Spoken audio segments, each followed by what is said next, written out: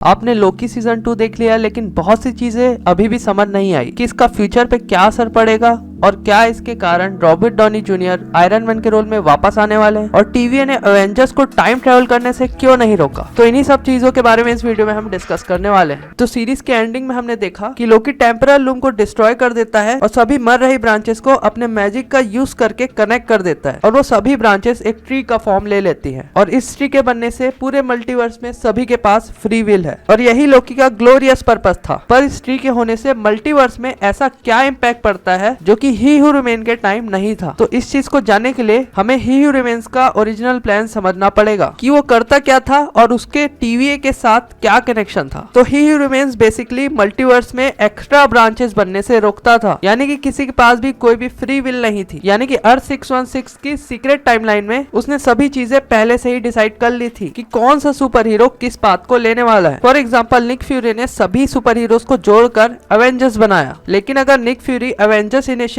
नहीं करता तो वहां से बहुत सी एक्स्ट्रा ब्रांचेस निकलने लगती और इन सभी सिचुएशन को हैंडल करने के लिए उसने टीवीए और टेम्परल लूम बनाए ताकि टीवी के हंटर्स उन सभी एक्स्ट्रा ब्रांचेस को प्रूव कर सके। और बैकअप के लिए उसने टेम्परल लूम बनाया ताकि अगर किसी कारण टीवी काम करना बंद कर दे तो टेम्परल लूम सभी एक्स्ट्रा ब्रांचेस को डिस्ट्रॉय कर केवल सीक्रेट टाइमलाइन को प्रोटेक्ट करे। इसमें सबसे बड़ी प्रॉब्लम यही है कि किसी के पास भी कोई फ्री विल नहीं है, सभी को ही ह्यूमंस के प्री डिफाइंड पाथ पे चलना होगा। और दूसरा कि वो एक्स्ट्रा टाइम ब्रांचेस को प्रूव करके मिलियन ऑफ पीपल को मार डालता था। ये सब करके ही ह्यूमंस अल्टीमेटली मल्टीवर्स को प्रोटेक्ट करना चाहता था, पर वो इतना भी दूध का धुला नहीं था। इसके पीछे उसके कुछ पर्सनल कारण भी थे, क्योंकि अगर वो एक्स्ट्रा टाइम ब्रांचेस को नहीं रोकेगा तो बहुत से कैंग वेरिएंट्स पैदा होंगे, जिससे अल्टीमेटली ही ह्यूमंस की गद्दी पर खतरा बनेगा। क्योंकि बहुत से कैंग वेरिएंट के पैदा होने के कारण वो आपस में नॉलेज शेयर करना स्टार्ट कर देंगे और इवेंचुअली मल्टीवर्सल वॉर स्टार्ट हो जाएगी, जैसा कि ही ह्यूमंस ने हमें सीजन 1 में बताया था। और इसी कारण ही ह्यूमंस एक्स्ट्रा टाइम ब्रांचेस को बनने से रोकता है। तो ही ह्यूमंस बिलियंस ऑफ ईयर से राज करता रहा था और जो भी वो अब तक चाहता था उसने कर लिया था। तो उसने खुद को रिप्लेस करने के लिए सीक्रेट टाइमलाइन से ऐसे आदमी को चुना जो कि थ्रोन की उतनी ही लालच रखता है जितना कि कभी ही ह्यूमंस रखता था, यानी कि लोकी। और उसने सीक्रेट टाइमलाइन में ऐसे पाथ बनाए ताकि लोकी उस तक पहुंच सके, यानी कि एवेंजर्स का टाइम ट्रेवल करना और लोकी को टेसरैक्ट मिलना और फिर टीवीए का एवेंजर्स को टाइम ट्रेवल करने से ना रोकना और तो और लोकी को भी प्रूव ना करना। और दूसरी तरफ बिना किसी नीड के सिल्वी की टाइमलाइन को इंटरप्ट करना। ये सभी चीजें ही रिमेन्स के प्लान का हिस्सा थी ताकि लोकी उस तक पहुंच सके। और अब आपको समझ आया होगा कि टीवीए ने एवेंजर्स को टाइम ट्रेवल करने से क्यों नहीं रोका था। और सीजन 1 में हमें ही रिमेन्स का आधा प्लान समझ आया था कि वो चाहता है कि लोकी उसकी जगह राज करे और सब कुछ वैसा ही चलता रहे जैसा कि वो करता आया था। और उसे ये भी पता था कि सिल्वी उसे मारेगी और इससे उसने लोकी के लिए एक लूप क्रिएट कर दिया और उसने लोकी को